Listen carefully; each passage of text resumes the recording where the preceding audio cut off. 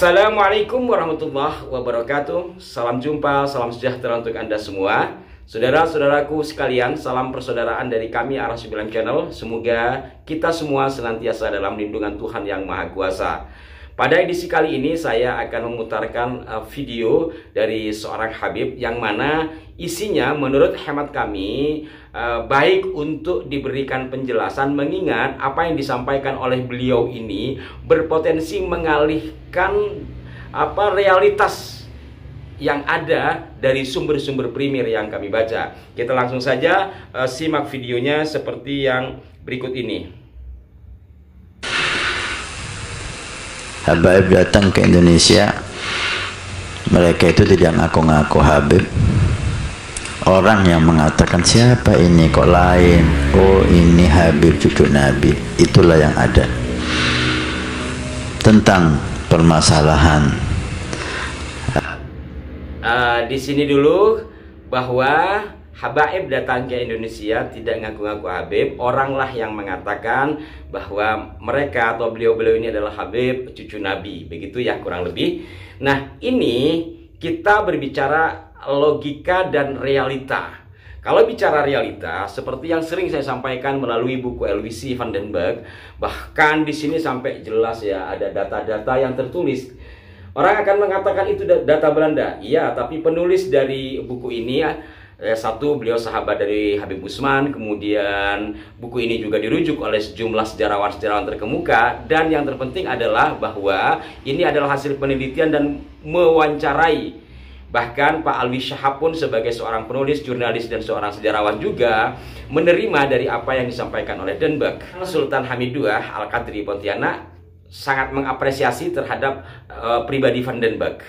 Nah, di luar konteks itu, tentu apa yang ditulis di sini diantaranya adalah merujuk kepada hasil sensus pada saat itu terhadap orang-orang yang bermigrasi dari Arab, yang kemudian diketahui yang paling banyak adalah dari Hadramaut. Dan dari Hadramaut ini dibagi menjadi 4 golongan, yang di sini ditulis Sayyid ya, yang istilah hari ini lebih dikenal dengan Habaib. Jadi kelompok Habaib, kemudian kelompok menengah, kelompok pribumi Hadramaut, dan kelompok pembantu serta budak. 4 golongan ini sekarang berbicara logikanya, kalau data sensus yang dibuat oleh Dukcapilnya Belanda pada saat itu menyatakan tulisan seperti ini, dari mana dia tahu? Tanpa melakukan wawancara. Otomatis kan menanya, ketika ditanya bagaimana kalau dia tidak mengaku sebagai Habaib, bisa ditulis dia sebagai Habib. Otomatis apa yang disampaikan dalam video tadi ini kan bertolak belakang dari realitas yang ada, bahwa nyatanya data itu memerlukan wawancara. Tidak mungkin orang tahu seseorang itu Habib atau apapun tanpa ada pengakuan. Salah satu contoh, kembali kepada Sunan Derajat yang saya sampaikan edisi yang lalu ketika berbicara tombak. Sampai hari ini sebagian besar orang kampung saya tidak tahu kalau sahabat kami ini adalah terah Sunan Derajat. Dan kalau Sunan Derajat itu sudah terbukti secara literatur dan DNA dari orang-orang terahnya ke atasnya ke Rasulullah, berarti kan sahabat kami ini ya dzurriyyah Nabi Muhammad. Tetapi sampai hari ini mayoritas orang kampung saya nggak tahu. Di sini saya berbicara realitas dan logisnya satu hal. Maka kalau dikatakan orang yang mengakui, ini dari sisi sejarah dan logika ya. Kedua, dari sisi peristilahan. Sebagaimana belakangan kita ketahui bahwa peristilahan Habib yang menyayangi dan disayangi secara bahasa Arabnya ini kan tersematkan atau disematkan kepada kelompok Ba'alawi. Apakah pada saat itu orang-orang Nusantara sudah kenal dengan istilah Habib, lalu memberikan dia gelar dengan Habib? Rasanya kan tidak mungkin, karena kita melihat dari realitas sejarah, orang-orang yang memiliki keilmuan di bidang agama dalam literatur-literatur kuno, kita paling membaca ada istilah Maulana. Jadi Maulana bukan Maulana ya. Kemudian ada istilah Syekh, itu yang dikenal, Sunan. Tetapi peristilahan Habib, kalau kita melihat dalam literatur kuno tidak ditemukan, maka sangat tidak memungkinkan orang lantas memberi gelar dia Habib.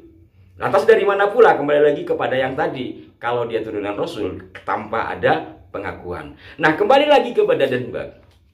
Di sini sangat jelas bahwa pengkelasan itu terjadi.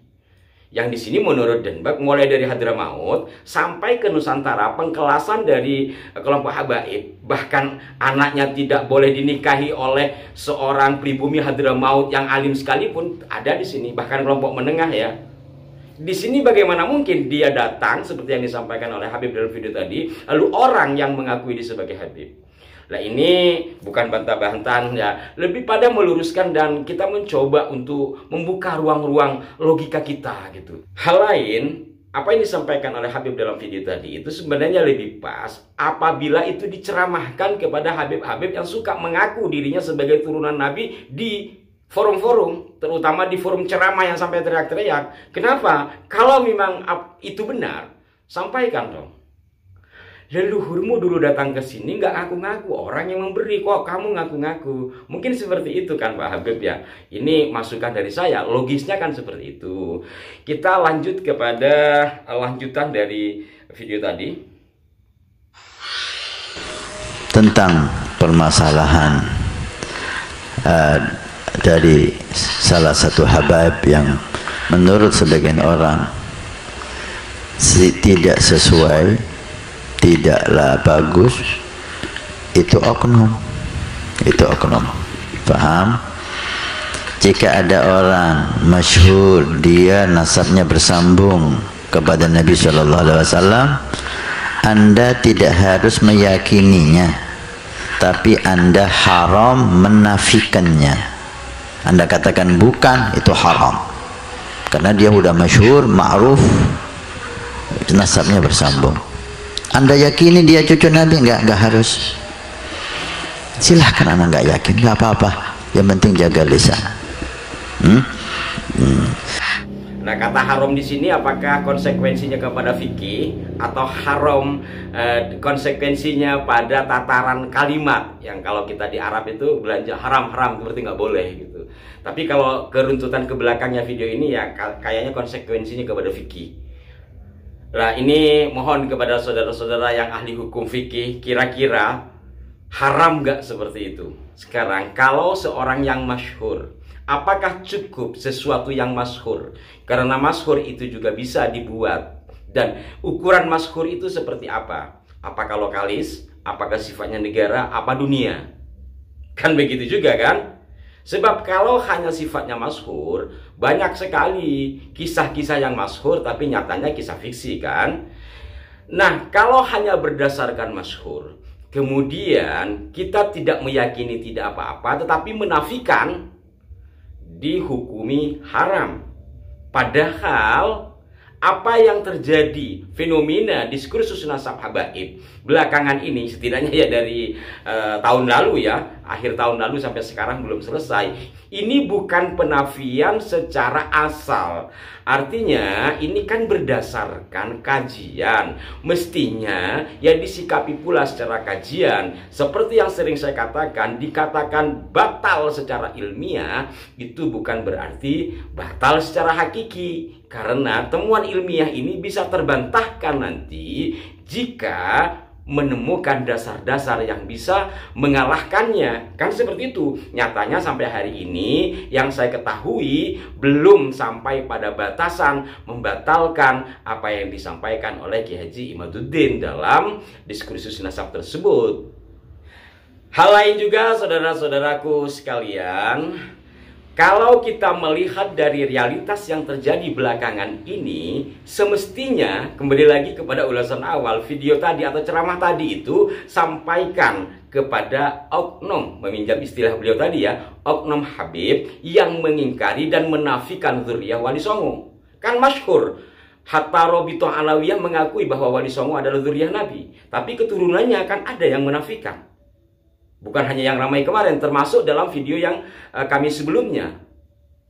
Jelas terah dari Kanjeng Sunan Derajat, tetapi kan diingkari sampai diinterogasi. Mestinya ceramah tadi kan disampaikanlah kepada oknum-oknum itu. Bukan hanya kepada kita atau masyarakat secara luas, yang agar kita jangan menafikan, andai pun kita tidak meyakini, tapi jangan menafikan karena itu haram. Maka mestinya ya disampaikan juga kepada kelompok habaib atau sebagian dari habaib yang menafikan Terah Wali Songo biar tidak kena haram. Ini mohon maaf, bukan saya membenturkan, kita berbicara realitas. Jadi bukan hanya orang atau meminjam istilah yang ramai pribumi yang disuruh seperti itu, sementara dari kelompok beliau sendiri, dari kelompok habaib sendiri hanya selesai pada kota oknum. Ini kan tidak berimbang ya. Kita lanjut kepada bagian berikutnya dalam video tadi. Udah fitnah udah banyak di negeri kita ini. Tolong jangan ditambah lagi. Dan setiap kita akan diminta tanggung jawab di hadapan Nabi dan di hadapan Allah Subhanahu wa Ta'ala. Pikir baik-baik, jangan Anda termakan isu, jangan Anda gara-gara harta, gara-gara kedudukan yang dijanjikan, Anda rela memecah belah umat ini. Anda rela membuat isu-isu yang membuat umat ini resah. Demi Allah, tidakkah Anda malu nanti ketemu Nabi Muhammad? Gimana Anda jika bertemu Nabi Muhammad? Jangan sok kita amal ma'ruf, ini hak, ini harus kita katakan, qulil haq walau kana murra, ini yang benar harus kita katakan. Jangan Anda membohongi diri Anda sendiri. Bagaimana lala dalam konteks qulil haq walau kana murran, Pak Habib? Tetapi secara umum untuk tidak melakukan pecah belah saya setuju. Hanya saja siapa sih yang membuat pecah belah? Apakah ini ada kaitannya dengan diskursus nasab? Kalau ke sana itu urusannya kan ilmu. Selama disikapi secara ilmu tidak akan terjadi pecah belah. Dan secara umum juga saya berharap Anda bisa menyikapi sendiri dari hal-hal yang disampaikan oleh beliaunya ini. Mudah-mudahan ini menjadi pelajaran permenungan bagi kita semua di dalam menelaah satu informasi atau ceramah. Objektifkah dia atau tidak, dan bagaimana pula kita menyikapi. Dan yang terpenting, bagaimanapun persoalan ini mengemuka, kita tetap memang harus menjaga persatuan dan kesatuan. Mohon maaf jika ada kekeliruan. Sampai jumpa. Wassalamualaikum warahmatullahi wabarakatuh.